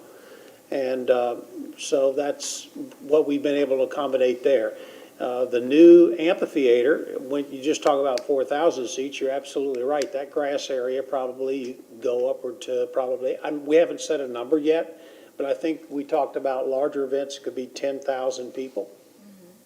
But that Or was more. fewer times per year. You're talking about Absolutely. many more times per year. 69 to Even on the low end. 119. Well, it depends on, I mean, the large ones like that we would have, I think the study had several large events, but most of them are going to be in the 4,000 seat. That's the thing that I think Ruth Eckerd Hall shared. That's the thing that's missing in the whole area. That to have an outdoor amphitheater of 4,000 seats. They have some that are 2,000 or 1,500, and so anyways, that, you know, and then we'll have, like you said, many that are just smaller than that, 2,000. You know, they just want the outdoor ambiance of coming downtown to a small event, so we'll have a lot of those. And originally, wasn't it around 2,500? And then it kept growing because of Ruth Eckerd? They were saying in order to try to make more money, you need to have larger venues. Well, the consultant we had in April recommended something in the 2,500 range because after 5 years, it would reach a break-even point. So that was from the consultant work we did back in April of last year. So. Yeah, there was a council meeting last year specifically on this topic where they actually asked for public comment. It was quite well, there was a huge crowd, pro and against, basically to look at whether it should be 2,200 seats or 4,000 seats, and should it be a covered amphitheater. That was the whole discussion that night. I was there for that. And at the end of that discussion and all the public comment and so forth, good and bad, that's when the city council unanimously approved covered amphitheater area for 4,000 seats. And that was, I'd have to go back and look at my notes, but it was last year. I just think there's going to be an enormous impact to already what is considered an awful commute, just getting on and off the beach. And we have 4 more hotels being, that have been permitted, in addition to the condominium that's been permitted.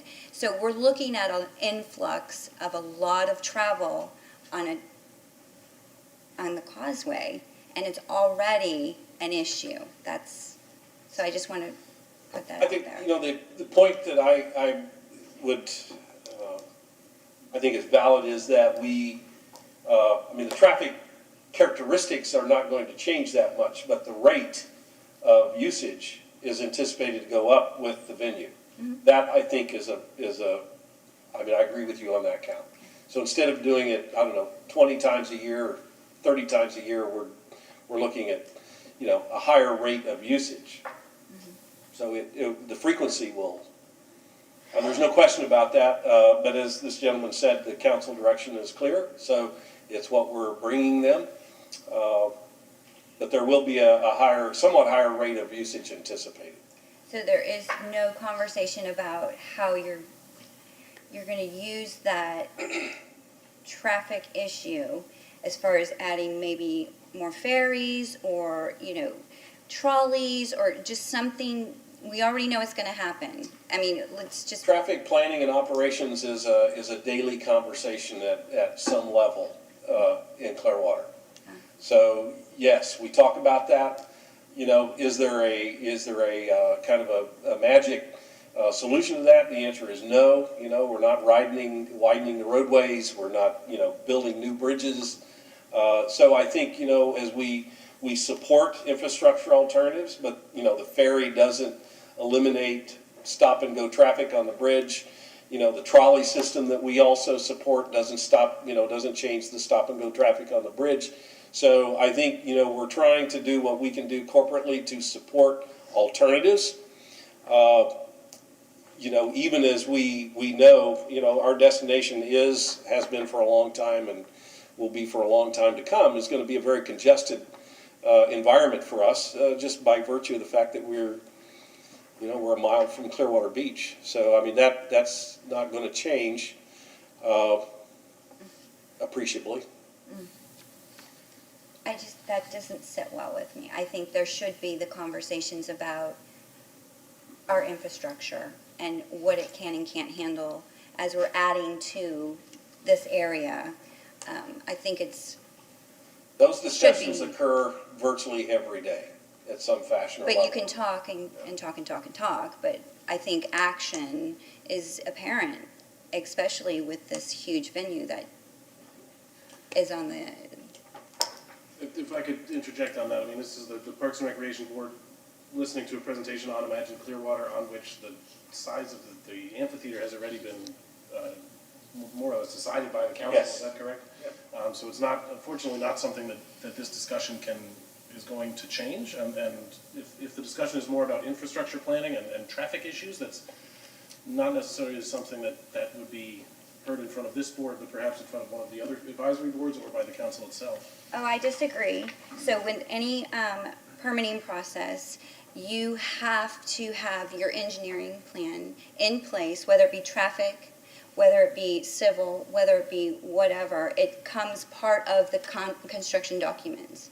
And so those conversations would have had to been spoke about in this design. You can't, I mean, the fire department won't allow an infrastructure like this, whether it's indoor or outdoor, without those discussions. And FDOT would want a conversation about that as well. This is a huge impact on our community. So that would be part of the planning process. Sure, and if that's a question about permitting, I don't know if you have any insights on permitting. I don't understand you have some background in planning and development. No, our police, fire, parks department, all of our departments are involved in the park planning process. So that's those So yes, it is a valid question. conversations occur routinely. Yeah. Okay, thank you.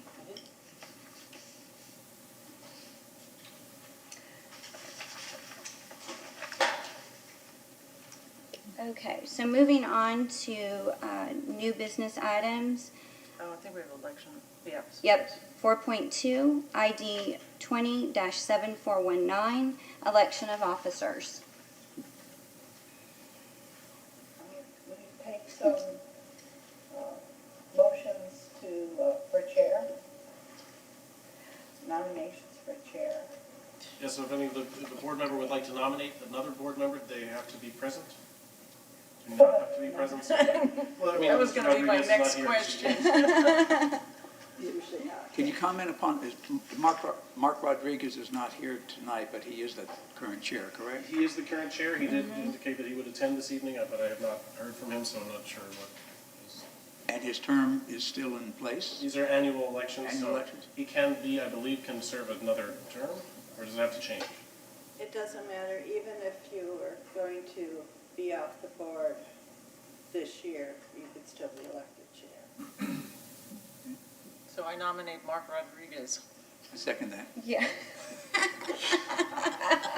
I should have asked the question, is there anyone here who would like to be chair? Okay, there was a nomination and a second, so then that proceeds to a vote. Is that correct, Ms. Sullivan? All in favor? Aye. All opposed? All opposed? Motion passes. And Mark gets noted as a not present. For not being here. And now for vice chair, currently Ms. Wood is the vice chair. Yes? Yeah.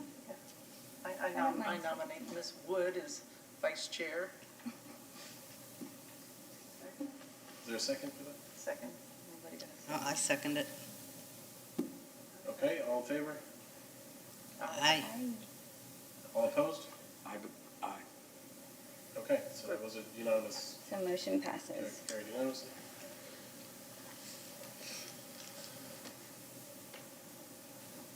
Okay, so moving on to item number 5, old business items. We have no old business items on the, that were carried from the last meeting, so. Okay, so we're good. Item number 6, director's report. So, just to introduce Art Cater, our interim director. I am Art Cater. I am the interim director, okay? I know several of you, okay, and met you before. I have been with the city of Clearwater for 41 years. I started back in 1979 as the Assistant Parks and Recreation Director under Reem Wilson. You might remember that name just because of Reem Wilson Trail. If you go down anywhere down McMullen Booth Road, you'll see the trail that goes across there. And hopefully you've enjoyed that and gone on it and ridden it. It's beautiful. It really is. So I've been here since 1965 in Clearwater. So I have quite a history here and have watched Clearwater grow. I was graduated from Clearwater High School. I won't tell you the year.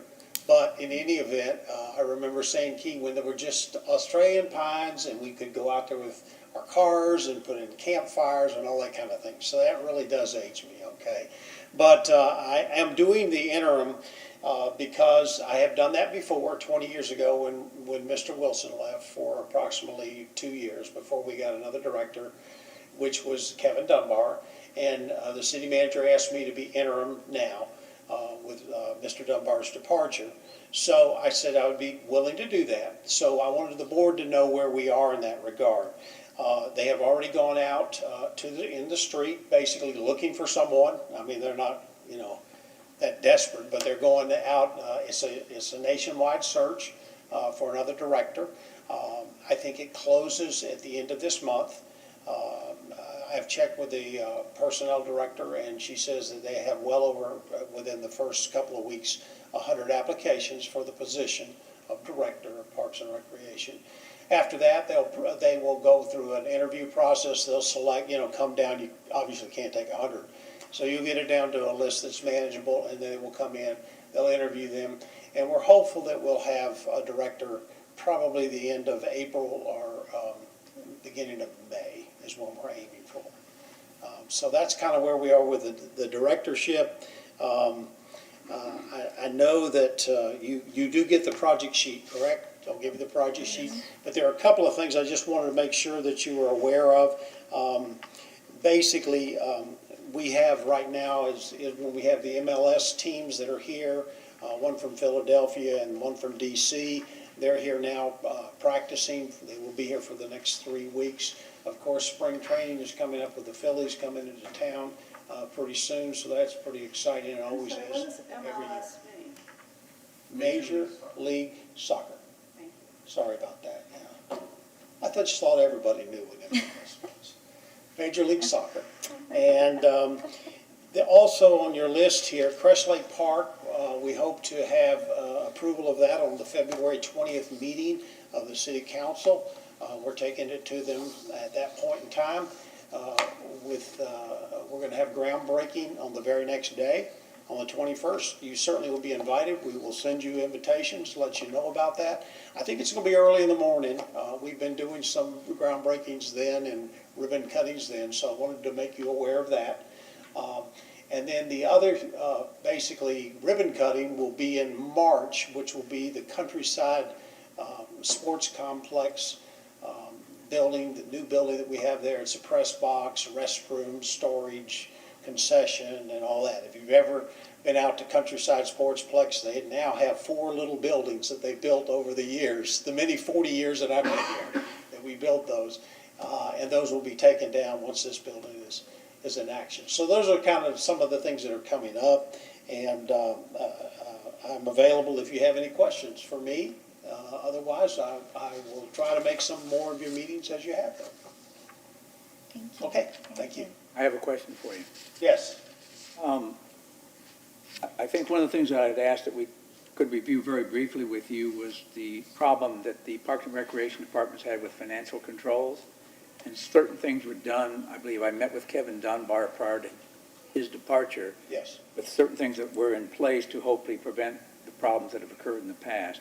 And I was just curious if you can elaborate on what those things are that you presently have in place or have put in place to avoid these fiscal management problems. Well, we did have some issues in the past, but what we've done is that we have put more emphasis on that by hiring a comptroller. We never had that. We had simply an accountant in our department was all.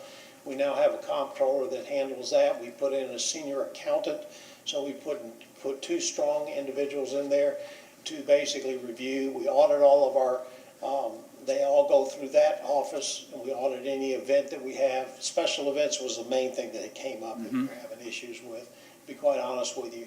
As a matter of fact, we just went through the Hispanic Heritage concert, had very successful. We went back through, and the auditor, everything was to the dime, came out perfectly. So I think we also are going through what we call standard operating procedures, SOPs, rewriting those, making sure everyone understands processes. You know, in other words, how do you rent a tent to sell concessions at Coachman Park for a special event? There's a whole process, and we're getting those things all down pat so everybody understands. And we're training our staff in all of that, and then we'll have it all in document form. We have much of it already, but we had several recommendations from an audit that came forward, and we're following up with that. So I appreciate it. It's a very good question. I come from the business world, and we never had a real problem like you experienced in Parks and Recreation, because we had a culture in any business I was involved in of honesty. Yes. Our people knew from the day they were hired what should be done and what should not be done and what another employee should never tolerate. And the effect of not doing that was termination. They knew it from day one, that if you did this dishonest act involving funds or money on behalf of the company, you would be terminated without any further hearings. Yes. And I don't know of many people that could afford to be put on the street with their family and whatever automatically from termination. And therefore, we never really had this type of problem. So my question to you is there a problem with the culture of honesty in the Parks and Recreation Department? Or is it something that needs to be looked at? No, I do not believe so. I believe we have honest, hardworking people that oftentimes are overworked, underappreciated. Many of the people who are involved in our special events activities, they work generally sometimes 60, 70, 80 hours a week. It's really ridiculous what we do. When we do that, they are what they call SAMP employees. They are not hourly employees. And they work until the job gets done. I think the things that have come out are not things where there was dishonesty. I think there was record-keeping issues. There may have been decisions that were made that didn't have documents.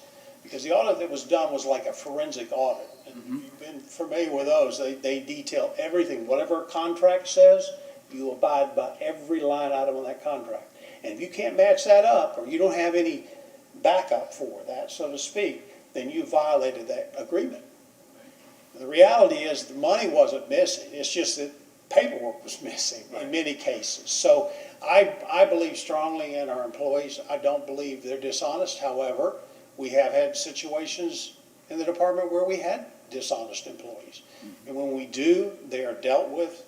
They are disciplined in the manner that they need to be, and oftentimes they are terminated. And I would say that from your comment, I believe on the Hispanic Heritage concert, that was audited and everything came out very well on that. Is that correct? That is correct. This one that we had in just the last one we had. I can't even remember. We're in 2020. Okay. Right. 2019. That was audited. The one prior to that, we did not audit. We did lose some money in that one. Right. Matter of fact, we don't make a whole lot of money in any of these big concerts that we make. The way that funds come in really are in the areas where we can lease the park out or have someone else put all the event on and pay for it, rather than the city having to subsidize it. And generally, Parks and Recreation is subsidized. We try to do these things. We do have some successful concerts. We're going to have one coming up where they're renting the park. I can't think of it now. Can you help me? It's a rock and roll one. No, they're going to kill me. Which one is it? Wild Splash. That's what it is. Boy, look at that.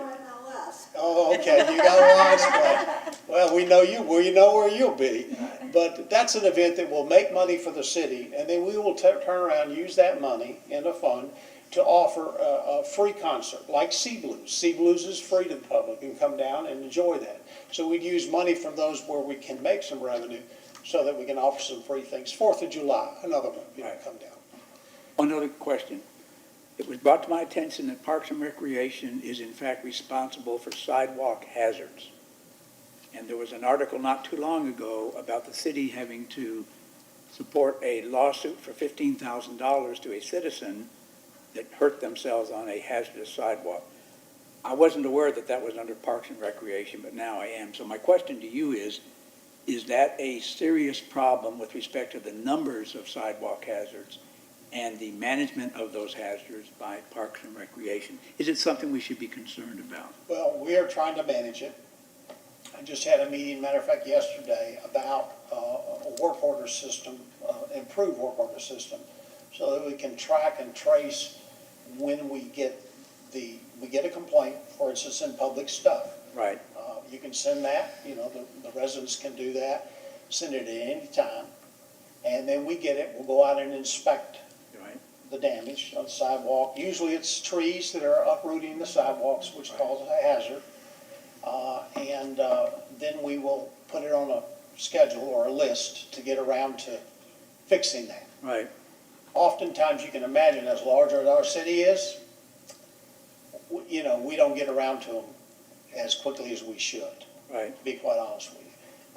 And in this city, I walked on sidewalks today that had cracks in them and pushed up and hazardous areas.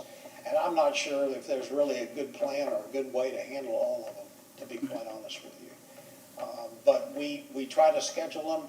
What happens to us, too, is that every time any department goes out to do any work, let's say stormwater, utilities, they come in and they cut lines or holes in the sidewalk or the street. Right. They have to call upon the crews in our department to go and fix that. So we use one full day a week with almost nine or 10 employees just to go out and do that work. So, and then the rest of the 4 days we schedule them out. Now, I think you've also engaged with a firm in Ocala, I believe, under contract to do some of this repair work? We do. We have contracts. That's another way. That's a way you can expand what you do with limited, resources and full-time positions. We have actually contracts that do sidewalks. There are contracts to do curbs, and then I think there's some street repairs. Now, understand, the major or large street resurfacing projects and sidewalk projects are done by the engineering department. That is not done by Parks and Recreation. We are handling all the small complaints. You got a pothole in the road. You've got, a sidewalk that's cracked or broken. We have thousands of them. And then my last question would be, from a financial standpoint, do you feel that Parks and Recreation is adequately funded to do the repair work that's necessary? That's a lightning question. I would say no. We need more. We need, in that area especially, we need to find a way to resource it properly if we're going to address all the sidewalks. That's one of the good things about Clearwater. We do have sidewalks everywhere. It's a requirement in the planning department too, put in the sidewalk. But once you do that, then you have to maintain it. Absolutely. We are a tree city also. People love trees. We have issues when we go out to fix a sidewalk that has been buckled by a tree several times, and we have no other option but to remove the tree. Right.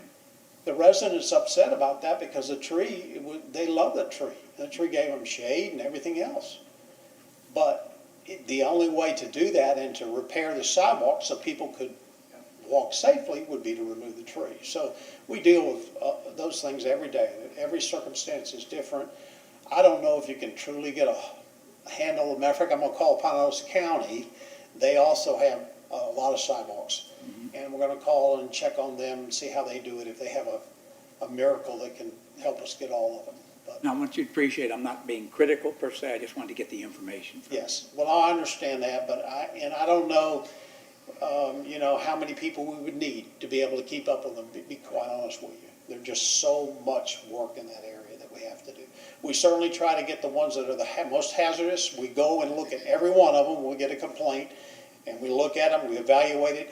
And what happens is that that's what we do. We schedule basically on the ones that are the most dangerous, so that if you come out and say, well, I got a little sidewalk crack and it's, it may be a ½ inch up, well, that may not, it's dangerous, it's hazardous, but we may not get around to it because we're dealing with one that maybe is a foot higher or been busted up for many, many years. I think the minimum we were told for Morningside is 1.5 inches.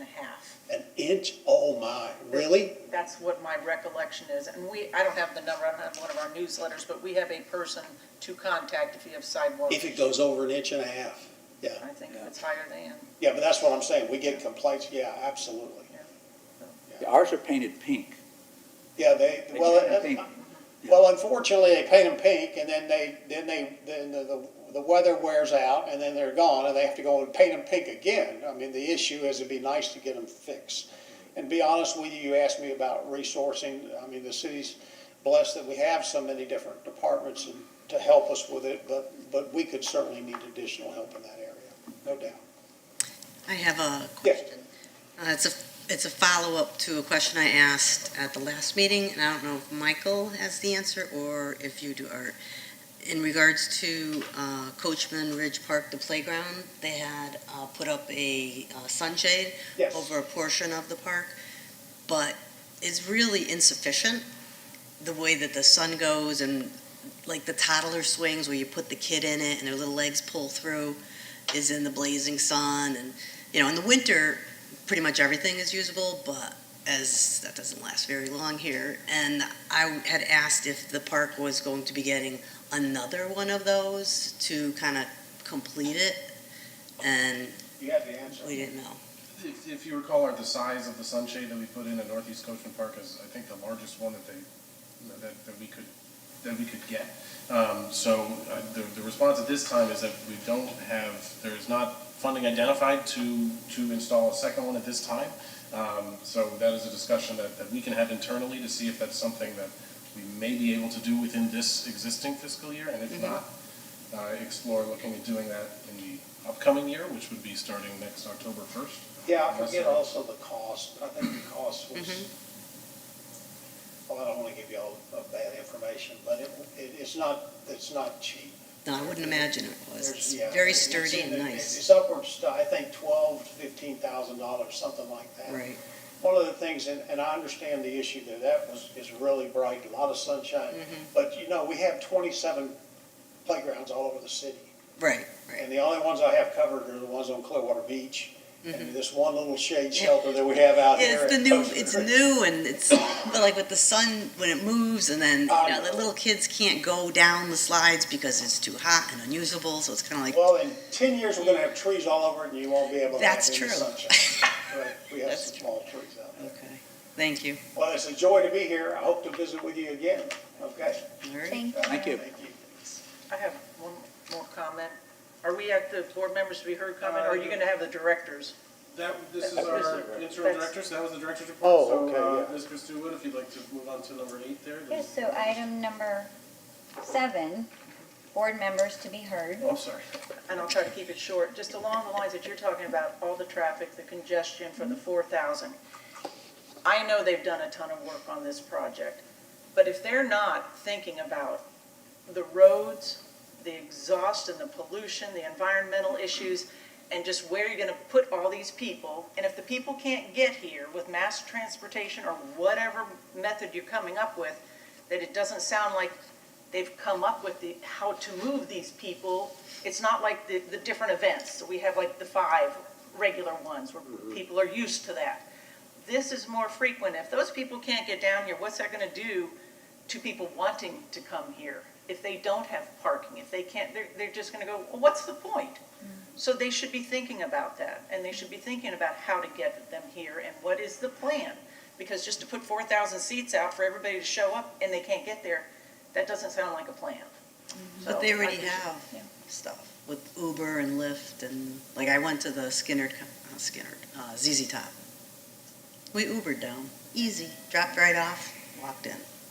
And that was at the park or in Billheimer? It was at Coachman Park. Park, yeah. So you think that that's adequate? It was fine, yeah. The only part I was upset with was after the concert, there was like 2 places open. And they were packed because everybody wanted to go downtown and go to, have a drink, listen to more music, and there just wasn't adequate And there's adequate establishment. places for Uber and Lyft to Oh, drive yeah, in and there's- pick up places, or people just scattering out and I'll meet you? Yeah, well, I'll meet you at wherever. Yeah, no, we went down as a group, and then we walked and found a place and stayed there for a little while, and then got another Uber and went home. I don't think they have the solution yet, but I know that they discuss this problem Oh, I'm sure they do. virtually every day now. They'll have The a- fact that they don't have a solution is unfortunate, but there's still, it's an ongoing, and we've heard But about that is trolleys valid, being yeah, used and it this is and valid. that, as well as the 250 parking spots they have for the park and so forth. There was a working session, if I'm not mistaken, was it this week or last week, specifically with the council on Imagine Clearwater, where I'm certain these things are not yet solved, but there are people that are addressing them to figure out what's the best way to address the problem. Now let's hope they come up with a good solution. Right. Okay. Any other board members to be heard? Okay, so item number 8, adjourn.